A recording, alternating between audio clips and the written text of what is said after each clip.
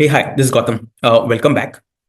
So, in this video, we'll look at the dairy industry in India.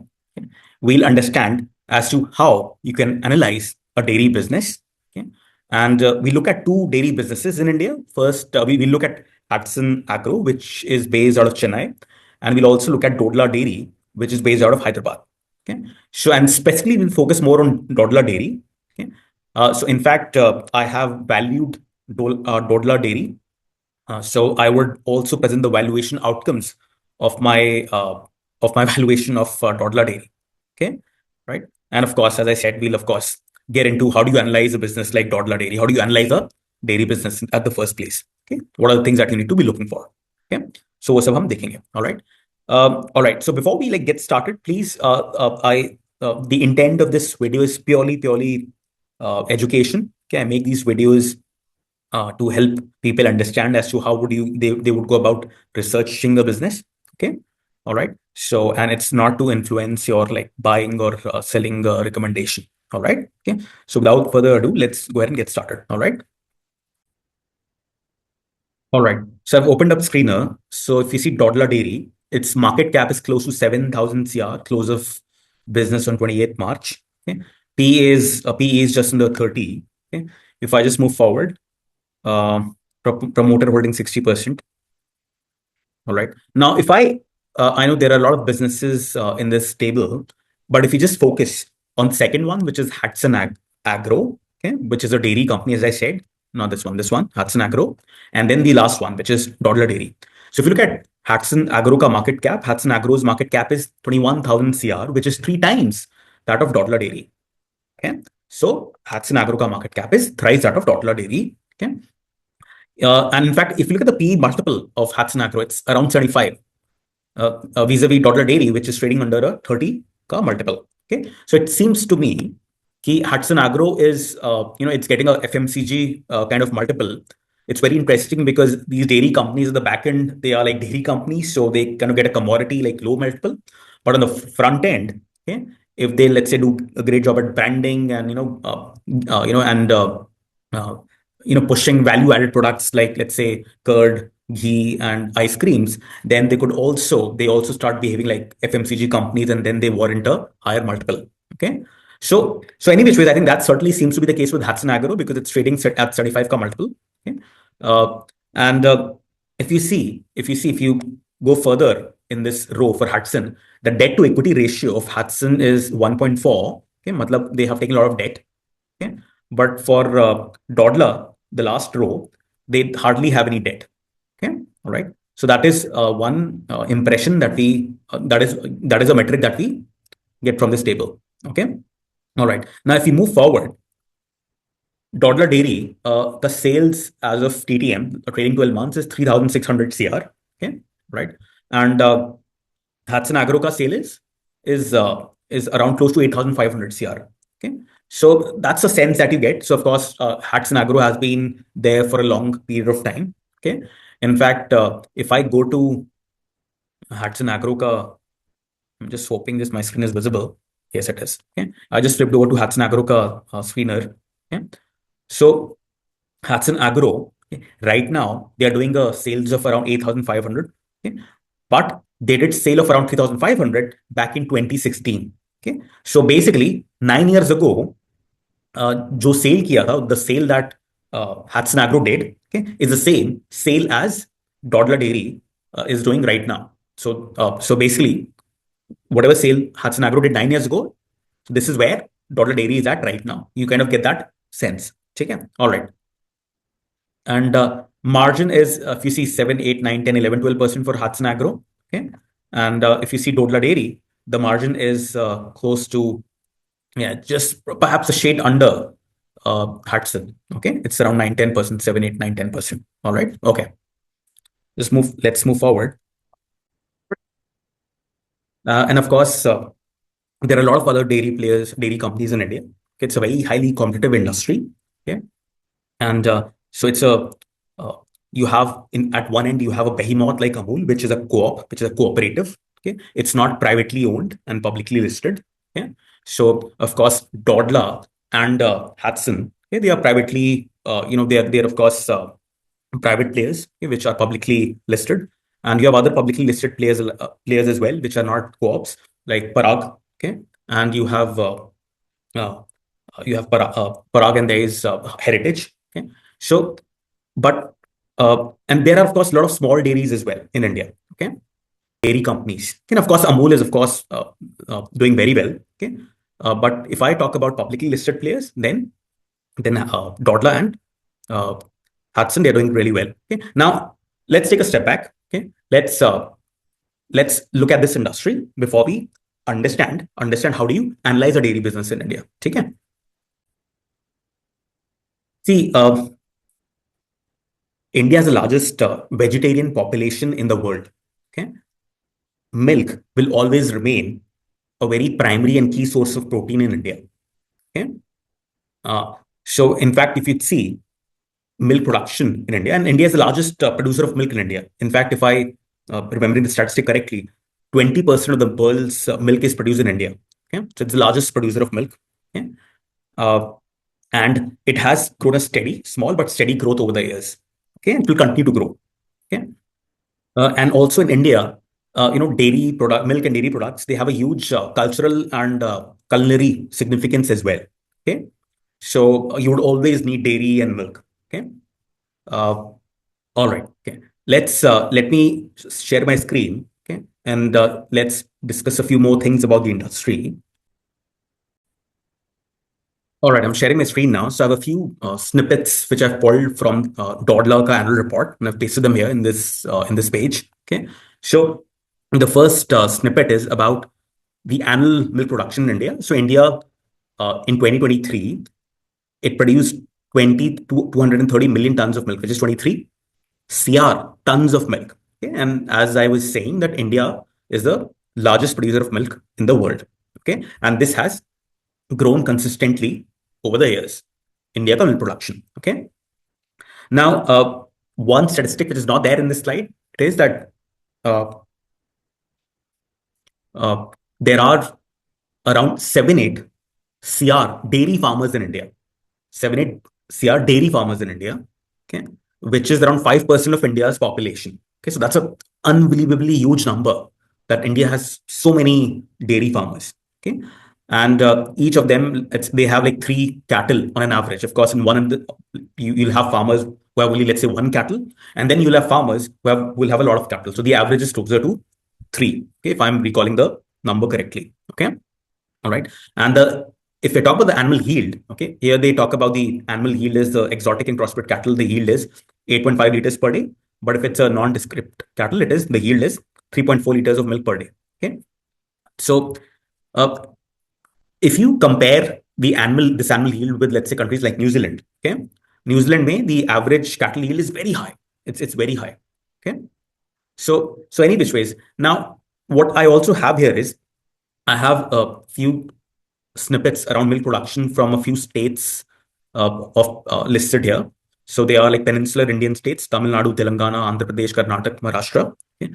So if you see all of these states now, the milk production has actually consistently grown over the last 7-8 years. That's the larger message. Okay. So you don't have to like read through everything, but just look at the points that I've highlighted. You would see key in each of these states, milk production has consistently grown over the years.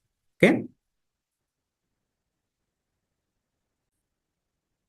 All right. Now let's understand as to how does one analyze a dairy business. Okay. Let me move forward. See, to understand the dairy business, you have to understand how is the company procuring milk. Okay.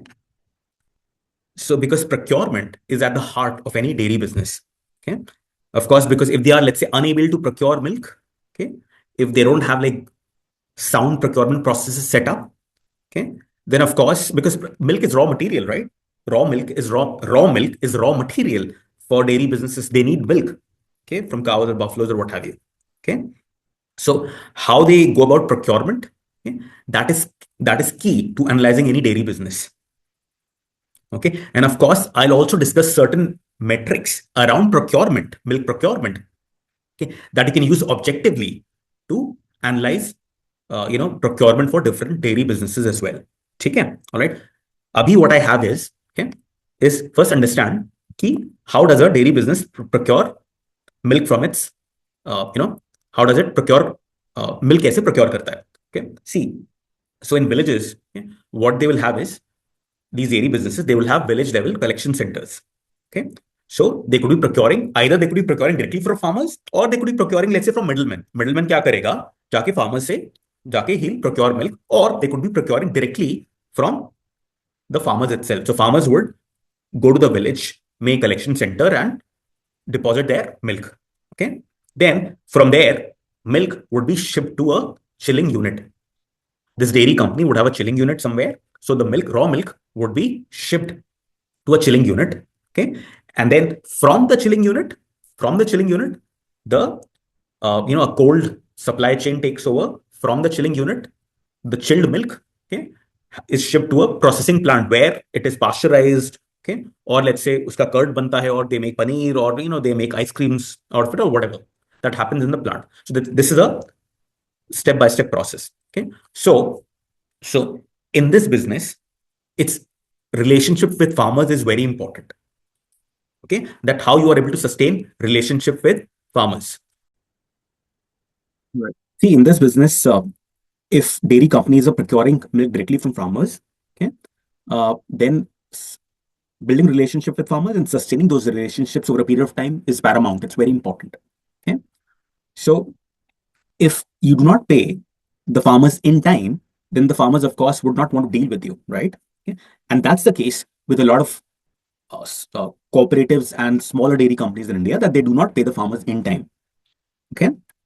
In fact, I want you to listen to the founder of Dodla, what he has to say about, let's say, the edge that private companies like theirs, they have over some of the cooperatives and smaller dairy companies. Okay. So this point will be more clear. So let's just listen to him speak. Okay. Sorry. Let me click here. Check this out. I'm going to show you how I afforded this card. Okay, you ready? All right, $118. Procurement. The farmer is not worried whether it is a cooperative or whether it's a private sector. All he's looking at is, am I getting paid on time? Am I getting the right price for my milk, and am I going forward? And that is a job that we have done very well and done extremely well. I think we can pride ourselves, we're on par with Amul or Hatsun in that we have been able to catch up, do the investments, and keep going this. All right. So hope my screen was getting recorded. Yes, it was. Now let's just go back to the slide. Okay. See, so that's why it's important that you can pay the farmers in time. Okay. So that's how you would be able to build a network of loyal farmers, right? And procure milk. Okay. So this is what private players like Dodla and Hatsun have cracked successfully over the years. Okay. All right. Now let's just move forward.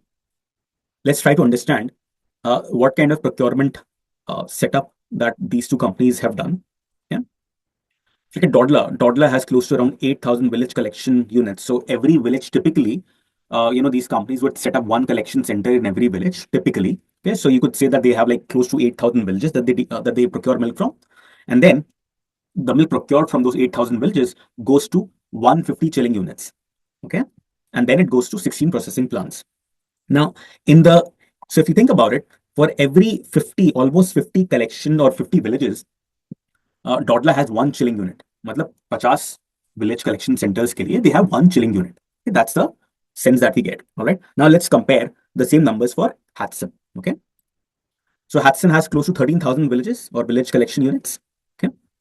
And they have just a shade under 1,500 chilling units, and then it goes to 20 processing plants. Okay. So what it means is Hatsun, for every 10 village collection centers or 10 villages, okay, Hatsun has one chilling unit. So iska matlab, what it means is Hatsun has their chilling centers located very closely to the actual village collection centers. Okay. All right. So if you look at these two metrics in blue, you get the impression that perhaps Hatsun has done a better job at setting up its procurement network, because they have their chilling units very close to the villages, right? Okay, for every 10 villages, they have one chilling unit. Okay. And for Dodla, now they have for every 50 village or village collection centers, they have one chilling unit. Okay, so there perhaps for Dodla, their chilling units are slightly, further away. Okay, because they have fewer number of chilling units, so their chilling units may be slightly further away from an average village. Okay, so that's the impression that you get. But does it mean ki, uh, uh, is this negative for Dodla? Does it mean that? So before I attempt to answer that question, ki, is it a net negative for Dodla? Okay, first, let's please understand. See, in this business, it's very important that you ship the raw milk to the chilling centers in time, because otherwise the milk will get bad. ठीक है, milk खराब हो जाता है. Okay, and you also, let's also listen in to the founder of Dodla. Okay, what he has to say. Thinking about going solar, but not sure whether it's worth it for your home. Well, before you get quotes. Because quality, I cannot bring quality in a plant. I have to bring quality in my procurement. If I bring my milk in time instead of keeping it later, the consumer might not know it, but my bacterial load comes down, which means my flavor and taste becomes better. So to move it from there to the chilling centers to the plants on time, and the logistics business, like I told you, so today at 5:30. All right. So you of course, hope you were able to listen to that. So of course, when you listen to the founder of Dodla, he of course acknowledges that that shipping milk, raw milk to the chilling units in time is paramount. It's very important. Okay, so it seems that despite having lower number of chilling units, okay, they have done a commendable job, in shipping the raw milk to the chilling centers in time. Okay, all right. So even though their chilling centers are perhaps a little further apart, further away from the villages, लेकिन still they have been able to, crack this कि milk को timely पहुंचना है into your chilling units. Okay. So otherwise it would have reflected in the numbers as well. Okay. One question which I may, I have and I should write to the management is there milk which let's say is wasted, raw milk which is wasted, because let's say there may be instances where you are unable to ship the raw milk in time to the chilling unit. So if there is some wastage, okay, then that's of course a net negative for Dodla. Okay, I don't think that would be the case with Hatsun. It may be the case for Dodla, okay, but that is something that is not publicly disclosed. But I think I'll write to the management and ask if in case there have been instances like that. But based upon whatever numbers that have been reported, ऐसा लगता नहीं है, it doesn't seem to be the case. But again, that explicit question regarding wastage can be asked.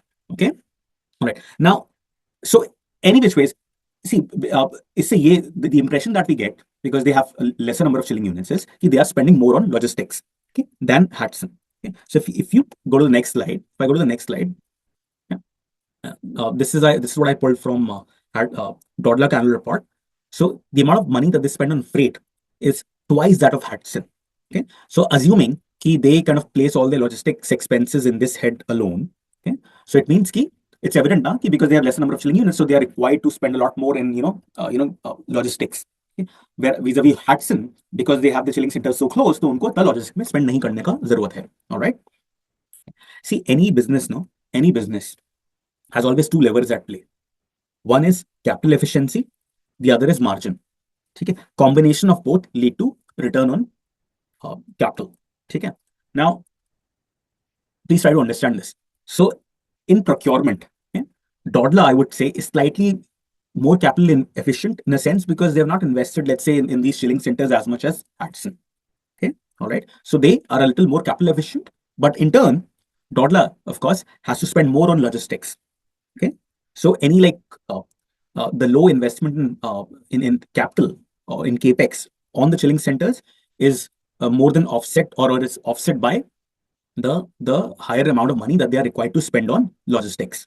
Okay, whereas for Dodla, they have spent a lot on these chilling centers. Okay? So they are slightly less capital efficient in that sense in their in their procurement network.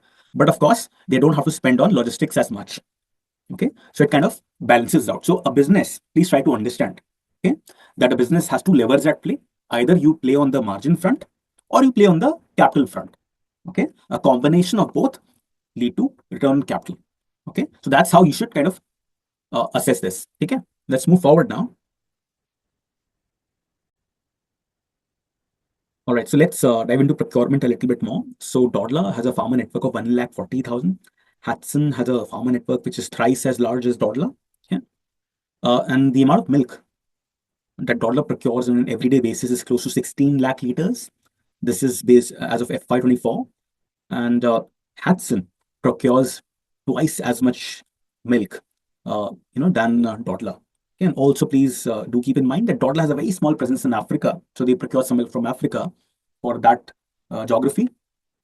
And Hatsun, procures all its milk from India. Okay?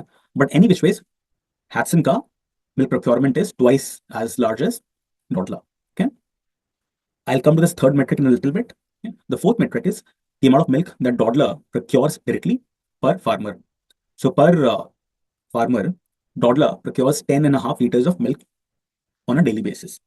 Same number for Hatsun is 8.3 liters per day. Okay? So if let's say if we make a sweeping assumption that an average farmer for both Dodla and Hatsun, that farmer produces, let's say, the same quantity of milk. Okay, if we make that assumption, then you kind of get the sense that farmer is sharing more, a larger portion of their milk with Dodla. Okay, but I'd rather not make that conclusion. Okay, because the farmer yields may be slightly different in the regions where Dodla and Hatsun operate. Although both of these companies, they operate in peninsular India, but Hatsun ka presence is more in Tamil Nadu. Of course, it's in Karnataka and other regions as well. But Dodla ka primary presence is in Andhra, Telangana, and of course they have presence in Karnataka and Maharashtra as well. But anyways, my larger point is if you let's say are analyzing a Parag dairy or heritage or what have you, okay, I would suggest that you compute this metric, okay, and see as to how, let's say, if that number, if the amount of milk procured per farmer for those companies is higher or lower than the numbers that you see for Dodla and HAP. Okay, let's say if for Parag this number is very low, okay, then it means perhaps the farmer may not be as loyal, or perhaps is not sharing a large portion of their milk with, let's say, Parag or whatever dairy that you're analyzing. Okay, so you kind of get a sense of loyalty, when you look at this metric. Okay, or there may be a lot of churning that may happen, or perhaps farmer ko aapne enroll kar liya in your dairy network, but let's say the farmer, let's say, refuses because you're not paying them in time, or you're not respecting the relationship with that farmer in some shape or form. Then the farmer may share their milk in certain days, they may not share milk with you in certain days. So the average milk procured per farmer on an everyday basis would go down. Okay? So that's how you could look at these things. So it kind of gives you a sense, the amount of milk that you're procuring on an everyday basis from per farmer. It kind of gives you a sense on your relationship or the kind of loyalty that you have with farmers. Okay, all right. One other metric that's very important, which I left aside, is the amount of milk that you're procuring directly from farmers. See, if you recall, I said in the beginning, the dairy companies now they can procure directly from farmers or via middlemen. Okay. Now, if the percentage of milk that's procured directly from farmers is high, okay, that's very good.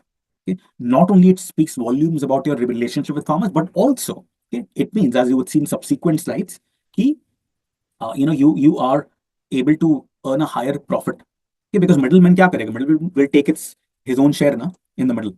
Apna to cut lega hi lega wo. Okay? So it's important in this business that you check what portion of milk the company procures directly from farmers. If you look at Parag, I think Parag, okay, I may be wrong because it's been a while since I checked this number for them.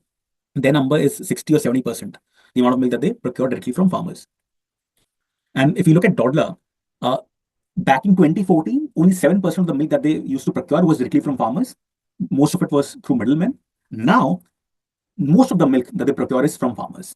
And now, as of FY25 Q3, this number is as high as 97%. So again, Dodla has done pretty well over the last few years. Okay. All right. And relationship and loyalty with farmers, I have a note here, relationship loyalty with farmers is strengthened by not only making timely payments. Both these two companies that you see on the screen do timely payments with farmers. Okay. So it's not only making payments on time, but also, let's say, both Dodla and Hatsun, they also have wet services as well. Let's say if the animal or the cattle is not well, or the yield is going down, or they have some diseases, so Dodla and Hatsun will provide wet services as well, okay, to treat those animals. Okay? So which is something which farmers appreciate. Okay? And also, both Dodla and Hatsun, they also sell cattle feed to their farmers. Okay, let's say when the farmer comes to deposit milk, they said, if you want, you can buy cattle feed from us directly. Okay, the farmer doesn't have to go anywhere else. They'll rather buy the feed from these companies as well. Okay, so again, it strengthens the relationship. Okay, the farmer doesn't have to go anywhere, and farmer may not have to pay directly, there and then for the cattle feed. That payment is adjusted against the milk that they give to these companies. Okay, so again, this is another step which helps bolster relationship and loyalty with farmers. कि भाई अगर मैं इस company को farmer सोचेगा, मैं इस company को अगर दूध दूंगा, इन्हीं से मैं कैटल फीड भी ले लूंगा और मेरे को तुरंत पैसा भी नहीं देना है. Okay, all right. So any which ways, so hope you now get a sense of what kind of things you would look for when analyzing procurement and relationship with farmers. Okay, let's move forward. All right. Now let's understand how do you analyze the unit economics of a dairy business. Okay, so table that I have is for Dodla Dairy. I do not intend to kind of train you through all the line items in this table. Okay, but essentially for any dairy business, you got to look at two things. Okay, first, if you look at the second last line item, which is procurement cost. Okay, at what cost you are procuring milk per liter? What is your procurement cost on an average? Okay, so if you see for Dodla, I have the numbers from 2018. It's 33, 31. It's in the mid 30s. So Dodla on an average procures milk in the mid 30s, 35 rupees, 36 rupees per liter. Yeah, and it's the same, largely true for all the other dairy companies as well. Okay, this is the amount at which they procure milk per liter. Okay, so that's one. Okay. And of course, let's say if you have a lot of middlemen, which was the case with Dodla earlier, not anymore. If you have a lot of middlemen, that means you're not procuring milk directly from farmers, but procuring from middlemen instead. Then, of course, your average procurement cost per liter of milk will be higher because middlemen will take their own margin, will take their own cut. Okay, so that's another reason why you want to procure directly from farmers if possible. Okay, that's the sign of a good dairy company. Okay, so procurement cost is an important metric. Okay, and as I said, it's dependent upon the portion of milk you are procuring directly from farmers. Okay? And then the other metric to look at is consolidated realization, which is the third last line item in this table. Okay? कि आपने procure तो कर लिया, अब आप बेचोगे भी ना, after pasteurizing or making curd, making paneer or what have you. So what's the consolidated realization? Okay, so let's say if you are just procuring raw milk, pasteurizing it and selling it, selling milk, your realization may be, slightly on the lower side. You may be selling to 50, 55 rupees or what have you, okay, per liter. But let's say if you are making curd, ice cream, ghee, the value-added products, then you would be able to, demand a higher realization per liter. In fact, ice cream, if you talk about ice creams, okay, Hatsun now has a very big presence in ice creams. Okay, in fact, I think in the beginning of the video I said a lot of these dairy companies in the back end they are dairy companies, so they warrant a commodity multiple, valuation multiple, but in the front end they can behave like an FMCG company. Okay, so they warrant a higher multiple, which is what is happening with Hatsun. Hatsun has really increased its foray into ice cream. With ice cream, what happens is, let's say you procure milk at 35 rupees per liter, but you are able to sell the same, by converting it in ice cream, you're able to sell that liter of milk at 1,000 rupees per liter as well. Okay. So, but of course, there'll be added cost that comes with maintaining that cold supply chain or what have you. So that is separate, but you definitely would be able to command a higher realization with value-added products. That's a larger point. Okay. So, and the difference between the realization and the procurement cost is the spread, which is the last line item in this table. So this is the spread that's important. So a dairy ideally should be able to command a higher spread over time. And that can happen by getting into more and more value-added products. Okay, FY24 ka number, I think I may not have it correctly for Dodla. That's why I think it's low. I don't think it's that low. I think it's on the higher side. But any which ways, larger point is you look at the spread between realization and procurement cost. ठीक है, कि कितना पैसा कमा रहे हैं. All right. So that's how you should analyze this business. Okay, let's move forward. Right. Now let's look at some of the growth drivers. Okay. For this business, see, how do you grow in this business? First is, of course, you procure milk from newer markets or villages. Organically, you can do that, or you can grow through acquisition. A lot of smaller dairy companies in India, okay, they are, they are being acquired by some of these larger players, okay, like Dodla and Hatsun and Heritage. Okay, so that's how you grow, and by doing that, you of course increase the number of farmers, okay, in your network. Okay, and then of course it's important that you maintain relationships with those farmers. Okay, so and also you increase the milk. You do things to increase the milk procured per farmer, and how you do that? You of course you provide them veterinary services. You of course sell more of cattle feed to them. Okay, and and of course you pay them on time. So that's how you maintain relationships, and you may be able to procure more milk from an average farmer. Okay, and also last but not the least is you. So this is all procurement, and the front end part is you of course, as I said in the last slide, you expand value add products like curd, ghee, ice cream, which will give you a higher realization and higher spread per liter of milk. Okay, so that's how you kind of grow in this business, and companies like Hatsun Agro has demonstrated it in the past. Okay, and they are continue to do so. They are continue to double down on ice creams, as I said. Okay, so they are like behaving like an FMCG company. Okay, and Hatsun also has a lot of Hatsun daily parlors, those ice cream stores as well. Okay, any which ways, let's move forward. All right, so before we move to the last section of this video, I wanted to let you know that I've started a cohort program to teach, to mentor students or working professionals aspiring to learn equity research and valuation. Okay? And so in this cohort, I focus a lot on how do you go about analyzing a business or researching a business, because that's key. Yeah, a lot of people jump to valuation straight away, and valuation can be a very mechanical exercise, right? So first, it's important that you learn to how do you analyze a business, okay, across diverse industries. All right, yeah. And of course, these skills would serve you well not only in equity research, investment banking, but also in strategy and consulting roles. All right, okay. Anyway, let me move forward, and now let's cover my DC valuations of valuation of Dodla Dairy. All right, let me go ahead and move to my valuation summary. All right, so hope my screen is recorded. Yeah, it is.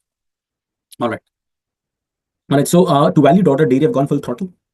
I've projected the three financial statements, profit and loss, balance sheet, cash flow, and then gone on to value the business. Okay? So please, disclaimer, please don't be swayed or influenced by my assumptions or the outcomes of my valuation. You got to do it on your own, make your own judgments. Okay?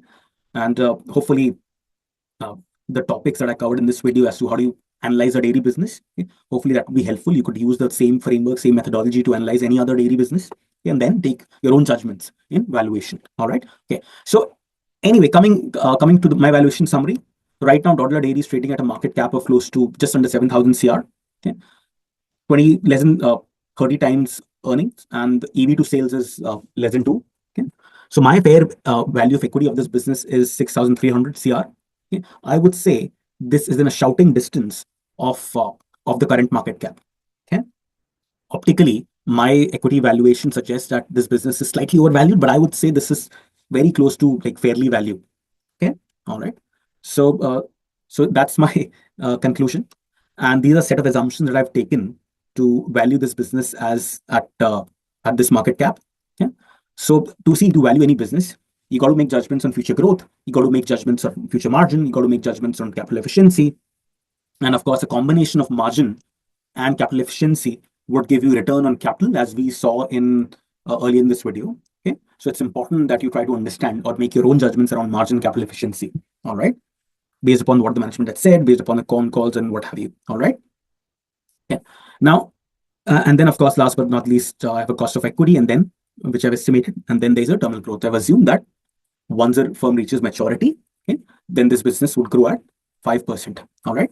This is my assumptions. So now talking about growth, okay, just taking you through all my assumptions really very quickly. Okay. So this business, yeah, is venturing into Maharashtra.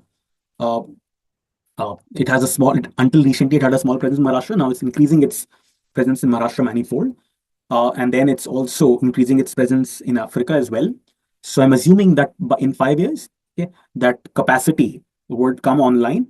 Okay, and going by how well these guys have executed, I believe that they would be able to, bring those capacities online, and and so they would be able to basically execute well on their expansions as well. Okay, and then beyond FY30, my assumption, as per my assumption, they should be, my assumption is they'll be able to increase their procurement further by to 31 or 31 lakh per liter.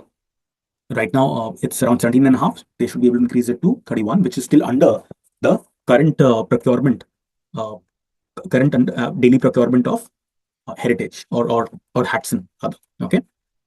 And along with that, I've also assumed that their farmer network increases from 1,40,000 today, and it slightly more than doubles to 3 lakh farmers in 10 years from now. Okay. And if you look at Heritage and Hatsun, Heritage has a farmer network of 3 lakh farmers. Hatsun has a farmer network of 4 lakh farmers. So they may be able to get to, Dodla may be able to get to 3 lakh farmers. That's my assumption. Okay. And per farmer, they should be able, let's say if they continue on their execution and sustaining farmer relationships, they'll continue procuring 10 liters per day per farmer. Okay. So these are some of my like detailed assumptions. And then I've also assumed the cattle feed business, all right, they are able to, let's say, get more and more farmers. They are able to supply cattle feed to more and more farmers, which of course helps with sustaining relationships and also helps with revenue growth. Okay. On the margin front, I've assumed an EBITDA margin of 10%, which I've estimated by assuming again that the spread is around 15 to 17 rupees per liter of milk. Okay. And of course, I have not assumed right now that there will be further increase or any further increase due to value-added products is optionality that I've not factored in yet. Okay, which would be like Sone Pe Suhaga. So it could be optionality, okay, which I've not factored in. Okay, because I do not know ki kaise kya kitne value-added products बढ़ाएंगे. Okay, but if they do increase value-added products, which I think they will, okay, which will then if they increase value-added products, then they'll start behaving like an FMCG companies, and they'll of course then they will warrant a premium multiple as well. Okay. So any which ways, that's something I've not factored in right now. Okay? And capital efficiency, I've assumed a gross asset turns of 3.5, which is very consistent in history, that for every rupee that they invest in their assets, in their property, plant, equipment, they make 3.5 rupees. So I've assumed that largely the gross asset turns would be consistent with what has happened in the past. Okay. And of course, to complement their growth, they'll be able to grow by increasing chilling centers and also by increasing capital feed production capacity. So uska capex I have factored in as well. Okay. All right. So a combination of these so many assumptions, I've been able to value this. I think this business is fairly valued as of today. So, but as I said, any increase in value-added products would be optionality that has not been factored in this valuation. Okay. So yeah, I don't own this business currently. Disclaimer: if in case, of course, if around two weeks ago, okay, this business I think was trading at an undervaluation. I think it was around 6,000 or 6,500 CR, 6,000 CR. I think that time business was really undervalued, but now I think the business is fairly valued. So if in case the valuation falls, then I'll likely be taking a position. But I do not own this company in my portfolio right now. All right. All right. So this concludes this video. Hope this was helpful. Yeah, write to me if you have any questions. For now, this Excel spreadsheet is not in a state where I can share it. Okay, because I still have to do some more cleaning. Okay, in profit and loss, balance sheet, and cash flow, I have some cleaning to do. Okay, plus I generally typically like to share the unprojected or unmodeled spreadsheet. Okay, so let's say if you want to learn modeling of this business, okay, I'm open to sharing the unmodeled, or unsolved spreadsheet. So only when I see that you have made an attempt to, let's say, understand and model this business, then I'll be open to sharing the full modeled business with you. All right. Anyways, hope you found this video helpful. Hope you learned how to analyze, how to study analyze a dairy business. Any questions? Again, reach out to me, and yeah, let me know if in case you are interested in being a part of my cohort program where you'll get to learn equity research and valuation. All right. Thank you.